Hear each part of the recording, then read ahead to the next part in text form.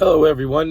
This episode is a little special episode that has nothing to do with trucking. It has to do with aerospace engineering and Elon Musk's shift of focus from Mars to the moon.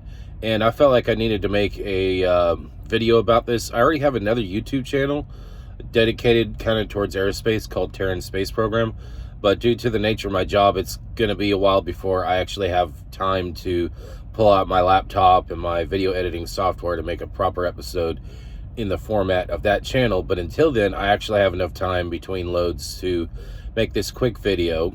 And I'm just putting it on this channel because this channel only really requires my cell phone and my trucker headset to make a video. But I wanted to address this for anyone who's a fan of space and humanity's development in reaching towards the stars. First of all, I want to say that I believe that Elon Musk is making the right call, and I have some very good reasons why. First of all, the moon is just as uninhabitable for human life as Mars is. They both equally have the same radiation problem as well. For those of you who don't know, one of the biggest hazards when it comes to venturing into the stars in a manned spacecraft of any kind is that humanity and all organic life on Earth is protected from a lot of radiation that's in space. You've got both wave radiation and particle radiation that exists. You got solar wind, solar storms, corona mass ejections, and you got cosmic rays.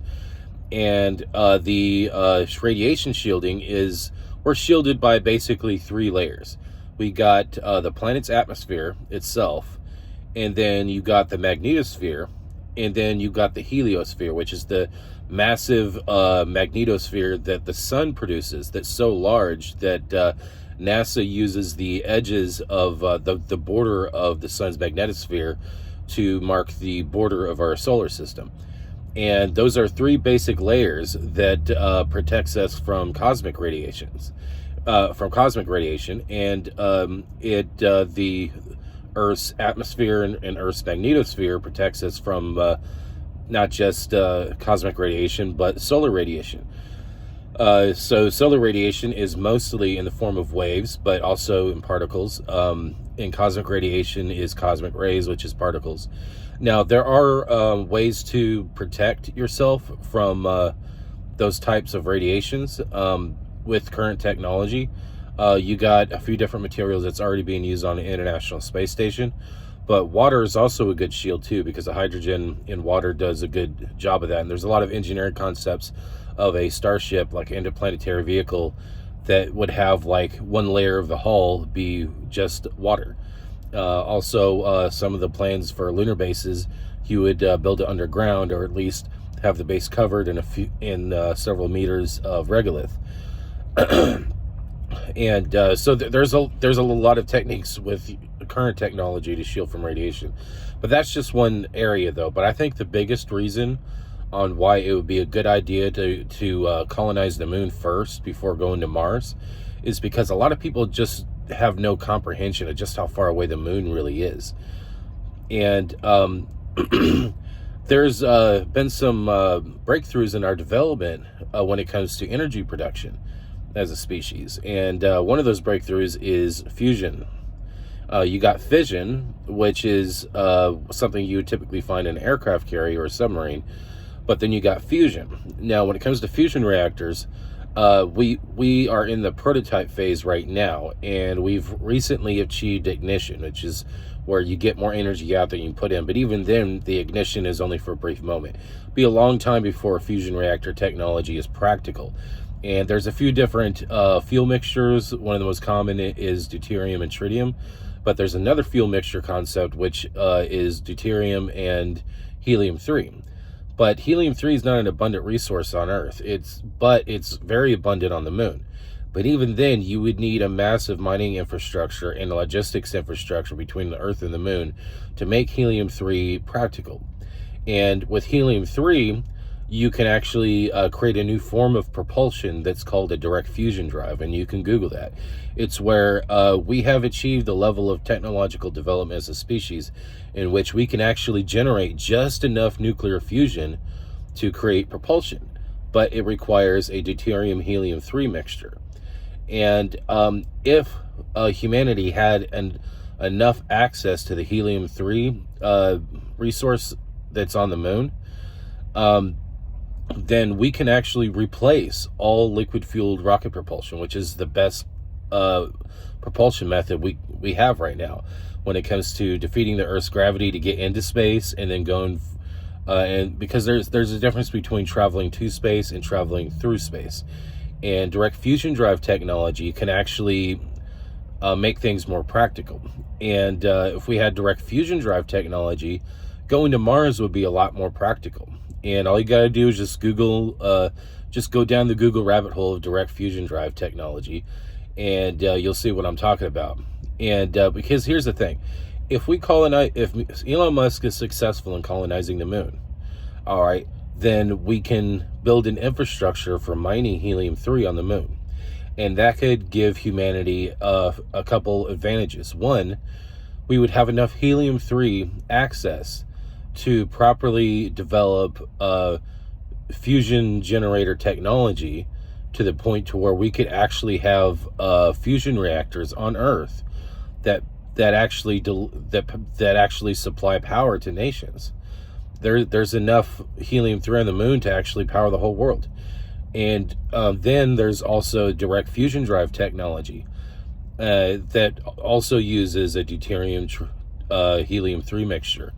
And but we need access to that technology to finish developing that we need access to helium-3 in order to finish developing that technology. Here's the thing. Hypothetically speaking, if the moon is successfully colonized, then we have access to the helium-3 that's on the moon. If we have access to helium-3 on the moon, we got fusion reactors, and we also have direct fusion drive propulsion. And that could unlock humanity's ability to produce more efficient means to travel from here to the moon, but also from here to Mars, and make things a lot more practical in the long run. So I think it is a good call to prioritize the moon, because the moon is sort of like the stepping stone towards Mars. You got to crawl before you can walk. And also, we need to develop an infrastructure to get to the moon. And I still think that the way Elon Musk and other people are planning on getting to the moon is the wrong way. I think we need to learn to reach towards the stars together. And I elaborate more on that on my Terran Space Program channel called Terran Space Program. But even if humanity still decides to reach towards the stars in a divided manner, one way or another, a support infrastructure, a logistics infrastructure needs to be built. Just like how the trucking industry is the logistics infrastructure of any country to keep the country moving. The logistics infrastructure that is dependent on trucking in the United States is so important that if all truckers stopped doing their job, this whole country would shut down in a few days. All the stores would be empty in a few days. Ask any trucker who's been trucking for a while, they'll tell you that. It's no different when it comes to building a civilization on the moon or any other celestial object. There has to be a support infrastructure in place, a logistical support infrastructure built just to develop it enough for it to be self-sustaining. And that in itself could be a multi-generational project. But between point A of getting people on the moon to point B of the civilization on the moon being self-sustaining, there's got to be a logistics infrastructure to support it while it's developing to that point. And so all the things that we need to learn how to do on Mars to have a self-sustaining civilization, we can do all those things on the moon, which requires the exact same things, except the moon's a lot closer than Mars. So all the lessons that we learn as human beings, colonizing the moon and creating a self-sustaining civilization on the moon, those are all lessons that we can apply towards colonizing Mars. Because everything that we would need on Mars, we would also need on the moon.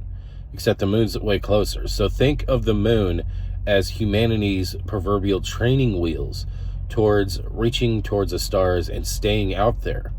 So if we're going to become an interplanetary civilization and stay an interplanetary civilization, there's a lot of lessons that we have to learn. And we humans, we learn by doing.